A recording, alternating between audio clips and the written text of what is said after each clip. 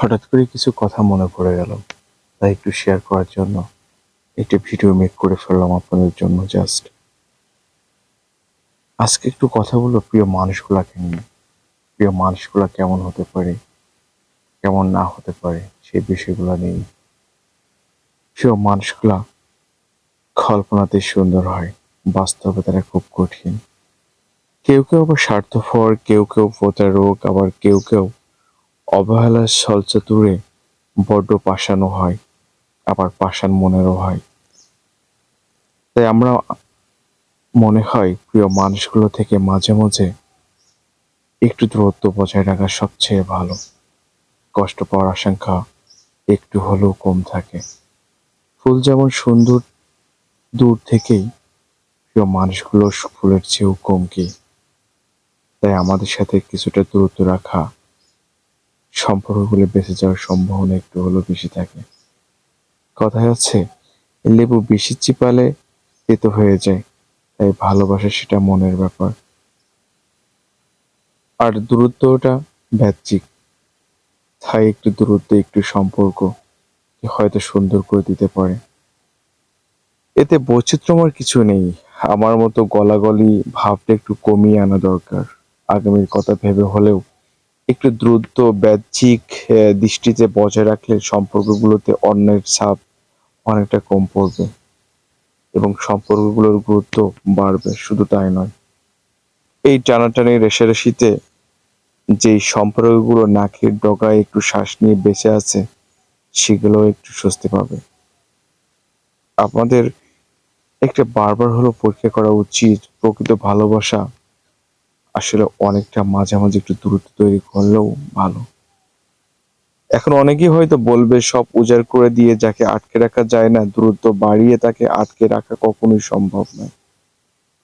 দূরত্ব বাড়াতে গিয়ে সম্পর্কটাই হয়তো নষ্ট হয়ে যাবে। হ্যাঁ, তাহলে শুনুন, যে আপনার সে আপনারই।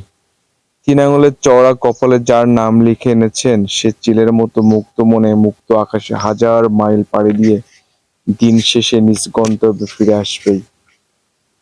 সামান্য দূরত্ব,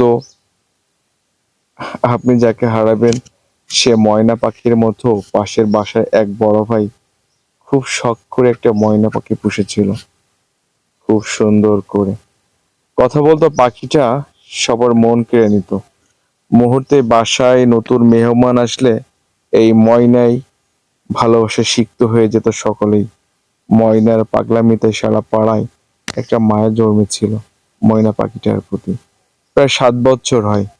একদিন ভাইয়াটাকে আর বন্দি রাখতে চাইলো না, একটু মুক্তি দিতে চাইলো। এত ভালোবাসার ছেঁড়া ময়না কোথাও যাবে না। তাই বিশ্বাস তাকে খাঁচা থেকে মুক্ত বাইরে নিয়ে এলো। পৃথিবীর সৌন্দর্য এবং আলো বাতাসের সাথে তার পরিচয় করিয়ে দিতে চেয়েছিল, কিন্তু সঙ্গে সঙ্গে এক ঝাপটায় কোথায় যে হারালো আর কোনো পাত্তাই পাওয়া গেল না আজ অব্দি। সেই দিন ভালোবাসাটাও সঙ্গটা আমার আরেকটা বার জানা হলো, সত্যি সত্যি কিছু প্রেমিক প্রেমিকা ময়নার মতো হয়। যতক্ষণ সব দিয়ে আটকে রাখবে, ঠিক ততক্ষণই সে তোমার। একটু আড়ালে গেলেই সে লাপাত্তা। তাই মাঝে মাঝে একটু দূরত্ব হতেই পারে, ভালোবাসাটা বাড়ানোর জন্য হলেও। আর যদি হিতে বিপরীত হয়, তবে ছেড়ে দাও তাকে, ছেড়ে দাও। এভাবে আটকে রাখার কোনো মানে হয় না।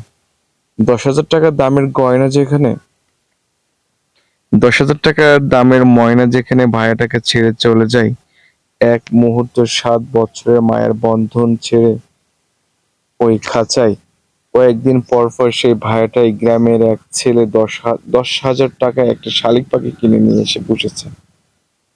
১০ টাকার ওই শালিক ভাইয়ার ওয়াশরুমে গিয়েও হাজার ভাতের ভাতেও ডুব দিয়ে একদম ভরে না শালিকটা। এই যে মুহূর্তের জন্য ভাইয়াকে ছেড়ে পাখিটা বাঁচে না।